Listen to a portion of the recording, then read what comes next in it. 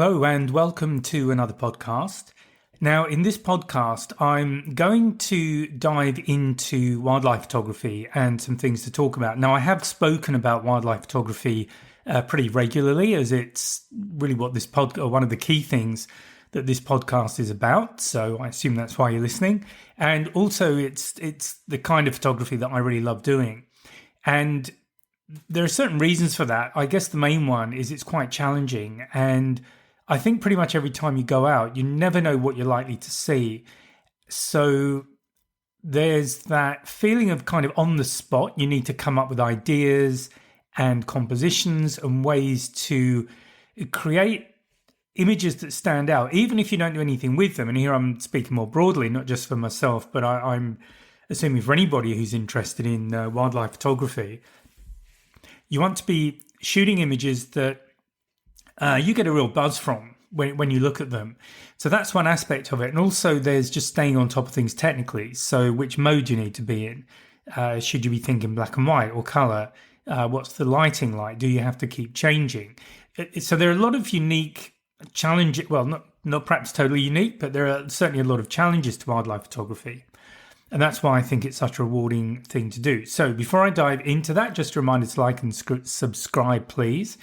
I was looking at my YouTube listeners, numbers, statistics that I get the other day, and something like over 90% of the people who listen to the podcast are not subscribers. So if that's you, please just hit the subscribe button. I really appreciate it. It helps me to carry on doing this. Okay, so let's get to it though. So now I have spoken about a lot of this stuff before, and also I will point out that there is an ebook available on my website at a very reasonable price that will take you through a lot of the things to think about, and it goes into quite a lot of detail about the kind of things to think about if you're planning a wildlife photography trip or shoot. And it certainly goes into a lot more detail than I can do on a podcast. And I'll also refer you back to my DSLR mirrorless training course, because that also will take you through the camera aspects, certainly the kind of things you need to think about with the camera, but also go through things like composition, how to get mood, that kind of thing. So I think they're fairly comprehensive, and I certainly would recommend you at some point just jump off the podcast and have a look at those. So what do you need to think about, though, if you are planning your trip? So the biggest thing I think to do is research. That if there was one thing to really focus on, I would say it'd be research. And what I mean by that is making sure you understand when the animals will be around, and it may be certain times of year. They might also move around a bit. So the example I often give is if you want to go and photograph humpback whales off the coast of Sydney, they're only around for 6 months. So you do need to hit the right 6 months. Otherwise, it can be quite a disappointing trip. And other things to think about are the kind of behaviors, the kind of environments. What's the lighting going to be like? What's your access to the animals? Are you in a vehicle of some sort? So are you in a boat? Are you in a 4x4? Are you walking? And when you are with the animals, when you are in the field, what are the kind of things you need to be conscious of, not only technically as far as the photography goes, but also for your own safety? So again, I always recommend that you use a local guide, a local operator who is ethical and knows what they're doing, because for example, and I've shared this story quite often, when I was photographing gorillas in Uganda, mountain gorillas in Uganda, I was on foot. We'd been actually hiking for about 3 hours to get to them. And when we were with them, we're just in the forest, on the forest floor with them, and a young male ran at me. And fortunately, we'd been briefed about that because it is a behavior that they do. It's to do with establishing social status and all that kind of thing. If you think young males with a lot of testosterone, that's the kind of stuff that happens. And I knew what to do. So it was, I'm not going to say I was totally relaxed about the whole thing because he was pretty big and powerful. And But because I knew what to do, I just did what I was told to do, which was to not make eye contact, stare at the ground, and then sooner or later the gorilla will go away. So it is really important that you understand what to do to stay safe. And I would actually put that above your photography skills, because if you go to these places, you want it to be an experience that you remember and you treasure, and remember it for all the right reasons, not because you came back, missing an arm or something like that. So do your research. Make sure when you're in the field with animals, that you're with somebody who knows what they're doing. And in that way, they can keep you safe. Not only that, but they can teach you about the animals and teach you how to track, the kind of things to look for, to listen for. So, for example, the thing that often I think gets overlooked, because when we think about tracking, we think about spoor, which is the traces that animals leave behind, footprints, it might be dung, might be broken vegetation, it might be marks in the ground, maybe where they've been sleeping, that sort of thing. But something else that is just as important is understanding the environment. And so when I was in India and we were tracking tigers, looking for tigers, one of the things we listened for were alarm calls from some of the deer that live there. So they have a very distinctive, almost a bark as an alarm call. But obviously, as soon as you hear that, you know that there is a tiger in the vicinity. So these are the kind of things that, in my opinion, add a lot more depth to the experience. You could sit in a bus and get told nothing and just look out of the window and, hey, there's an elephant or there's a lion or whatever. But to me, wildlife photography, and I think the best wildlife photography is about creating some sort of connection with the animal. And in order to do that, you've really got to understand them. You've got to do your research. It's like connecting with a person. How do you connect with a person? Well, you learn about them. Normally, we would do that by having a conversation with them, learning about their likes, dislikes. Maybe there's information online. That can get a bit creepy, but you know what I mean? And that's probably where you're going to go with wildlife. You're probably looking at information that's available online, but maybe people are sharing stories. Maybe there are podcasts. And I did a series a little while ago now about different types of animals. So I just do a podcast on one type of animal and just share some background information about that animal. And if that's something that is useful, I'm happy to carry on doing those. So research, absolutely important, probably the most important thing you can do. After that, it comes down to your ability with your camera, and what gear you use is likely, in most cases, to be what you have now. Because honestly, if you're looking to hire gear, it's so expensive. And the companies that I've looked at, mostly in Australia, you've got a minimal renting period, which is often several months. And if you start looking at the weekly rate or the monthly rate to rent this gear, in the end, there's not that much difference to buying the gear yourself. Certainly, if you start looking at second-hand gear, then that might be the way to go.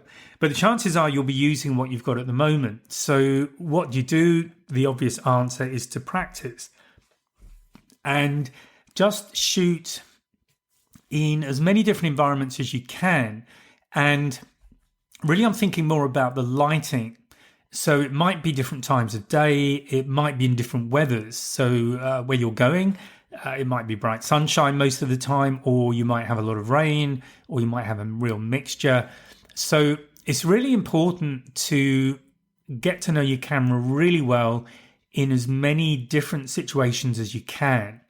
And in that way, using the camera becomes second nature. You don't have to think about too much about what settings you're going to use, which mode you're going to use. You're using aperture priority, shutter speed. What's most important for that shot? Is it depth of field? Is it freezing the action? Is it creating blur? What about your composition? Is it a tight shot? Is it a really close portrait shot of the animal? Or are you showing that animal in its environment? Are you showing a behavior? What's the story? So think visual storytelling. I'm not going to talk about that in this podcast because I've spoken about it quite a lot in other podcasts, and it's pretty fundamental to my approach to photography as well. But have a think about that and practice as much as you can. And the reason I say that is that once you're in the field, this is not the time to be learning things about your camera. You don't want to be trying to remember how to set up a particular setting. And it's part of it is to allow you to enjoy the whole experience a lot more. But another reason for doing it is that it reduces, if you like, the decision-making overhead that you're running with when you're doing your photography. So if you think about it, for any kind of shoot, you're always having to make decisions about maybe which lens to use. If it's a zoom lens, how far do you want to zoom in or zoom out? What's your composition? How do you want to set your lighting? What are you exposing to? Is it the animal's eye, which is what I would normally expose to, but there might be something else. Lots of other things to think about. If it's wet, how do you keep your gear dry? All those kind of things. How do you stay safe, dry, comfortable, whatever it might be? Do you want to be operating in a hide? This is another possibility. So get really familiar with using your camera, and you might be lucky enough to have local wildlife that you can photograph, and that might be a fairly straightforward thing to set up, or it may be a short trip away, maybe weekends, but you can do it enough times to get the level of familiarity you need with your equipment to be shooting confidently. But if you don't have access to wildlife, then photograph birds. Shoot birds in flight with your camera, obviously. But photograph birds, try and get them with something in the background, ideally flying across the front of buildings, things like that. And the reason I say that is that you need to really learn how your autofocus works if you're using autofocus, which most of us do, how the exposure system on your camera works, how do you get the correct exposure, how you need to understand how this all works, and you need to understand it without thinking about it, because it's no good getting an image that's very sharp but is so overexposed or underexposed that it's barely usable. That's not what you want. So the thing to do is to do all of this while you have time, when you have time to practice. The next thing I like to do is to think about environment. I'm just having a quick slurp there because I think we're having a bit of hay fever today. So think about the environment and think about your impact on the environment. If you're like me, and I would say most, maybe all serious wildlife photographers, they're very conscious of the environment. A lot of what they do it relates to conservation and sharing the stories of these animals with other people so that people care. We don't conserve what we don't care about. So one of the important things about conservation photography is shooting images that really grab people's imagination and that they can really connect with the animal. They feel something when they look at that image. So for one thing, you need to respect the environment. So it's take only photographs, leave only footprints. But also, it comes back to your skill as a photographer, your ability to create images where the viewer really connects with the animal. And the secret there, frankly, is to shoot the eyes. We connect with others through our eyes. So if you think of perhaps really intimate moments with someone, the chances are you were looking eye to eye. And if you think about people that you wouldn't particularly trust, one aspect of that often is that they don't like making eye contact, and we all wonder what's going on there. So eye contact is really important. And if you can get that in a shot with an animal, that allows the viewer to really just look at that image for as long as they want to look at it and feel a real connection with that animal. And that is a really important aspect of conservation photography. So think about the environment and think about your composition, as I've already said. And another aspect of composition is color, black and white. How are you going to do that? How do you want to work your saturation? So a lot of wildlife photography winners tend to oversaturate their images a little bit. So they become a lot more striking because they've got very striking pictures. As a photographer, that isn't always the most attractive aspect of it. They can look a little bit fake, but there you go. So it's whatever, again, it comes down to whatever you like. It's whatever floats your boat, because you want to be shooting photographs that you're pleased with. you don't want to be shooting technically excellent photographs that you absolutely hate. There's not really much point doing that. So do think about composition and do your research into other people's photographs. Now, I'm going to mention a few photographs here because I just looked up a few. So if you do underwater photography, which is a whole other discipline, it's something I used to do quite a few years ago now. But it is amazing. And I think the amazing thing about underwater photography, and I only did it with film cameras, really, seriously. But the thing about it is you're in a different environment. It's if you've never been underwater, if you've never dived, scuba dived, anything like that, it is a very different environment to be in. It's an alien environment, and you can shoot amazing photographs that, if you think about it, I don't know, most people, I don't know what proportion of the population scuba dives or snorkels, does that kind of thing.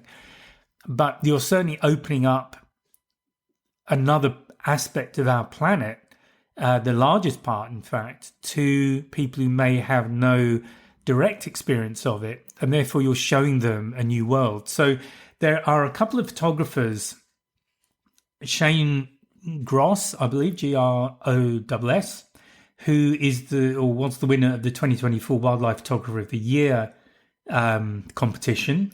And I had a look at his work, and there's some amazing work there.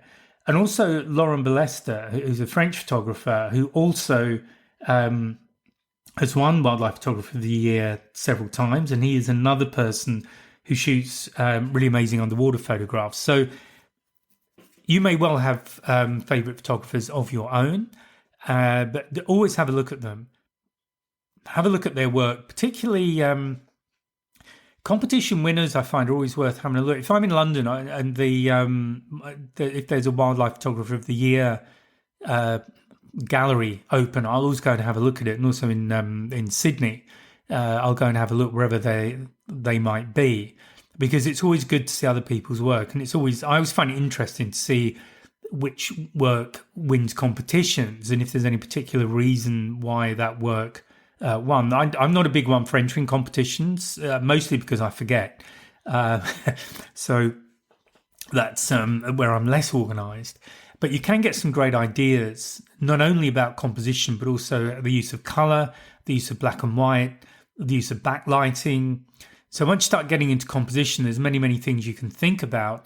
And you need to be ready if the situation presents itself. So things like going out just after dawn, where there might be a lot of mist, you've got the sun backlighting your subject. That can be incredibly atmospheric. But you've got to be ready for it if that sort of situation presents itself. Now, I had a look at a couple of other photographers as well. Frans Lanting is another photographer who does amazing work. He's been around for quite a while, and he does a variety. So there's wildlife photographs, land-based. I saw some humpback whale pictures, humpback whales feeding, but also landscapes. So when you're away, you might be primarily there to photograph wildlife, but why not grab whatever's going and shoot some landscapes as well? Anything else that you have the opportunity to do, maybe some astro. So have a think. Don't get too blinkered if you are, particularly if there's a trip that you're doing where you may not get the opportunity to do it again, or at least not for some time.